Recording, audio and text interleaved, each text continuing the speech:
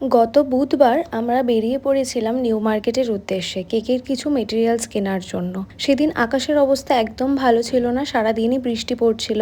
বিকালবেলার একটু সময় বৃষ্টি কমাতেই আমরা কিন্তু বেরিয়ে পড়েছিলাম।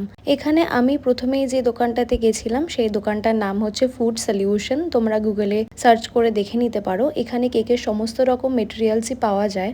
বিশেষ করে এই পিওনি ফ্লাওয়ার আর এই সেন্টেড রোজগুলো কেনার জন্যই কিন্তু আমি সেদিন মার্কেটে গেছিলাম।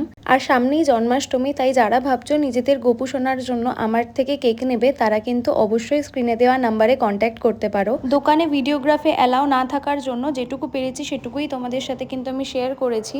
এরপর বাড়ি ফিরে দেখি যে আমার হাফ পাউন্ডের বক্সগুলোও এসে গেছে, যেগুলো অর্ডার করেছিলাম। চলো এবার ঝট করে দেখে নিই যে আমি কি কি কিনেছিলাম মার্কেট থেকে। তো প্রথমেই কিনেছিলাম গোল্ডেন আর ব্ল্যাক কালারের ফোক্স বল, গোল্ডেন বাটারফ্লাই, কিছু পিওনি ফ্লাওয়ার্স, কিছু আর্টিফিশিয়াল সেন্টেড রোজ, এগুলো কিন্তু খুবই প্রিমিয়াম কোয়ালিটির, আর গোল্ডেন লিফ, গোল্ডেন হার্ট, আর জন্মাষ্টমীর কিছু টপার, পাইপস, পাইপিং ব্যাগস। তারপর নিয়েছিলাম চকো চিপস, ডার্ক কম্পাউন্ড 3টে, আর মোর্ডে কোম্পানির এই প্যাকেজিংটা খুব ভালো লেগেছে আমার।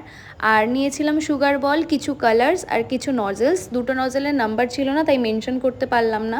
তারপর রাতে আমার কাছে চলে আসে একটা অর্ডার। টাইমিংটা তোমরা দেখতেই পাচ্ছ, 12টা 17 বাজে। তো আমি কেকটাকে রেডি করে ফেলি, আর কেকটা ছিল খুবই সিম্পল।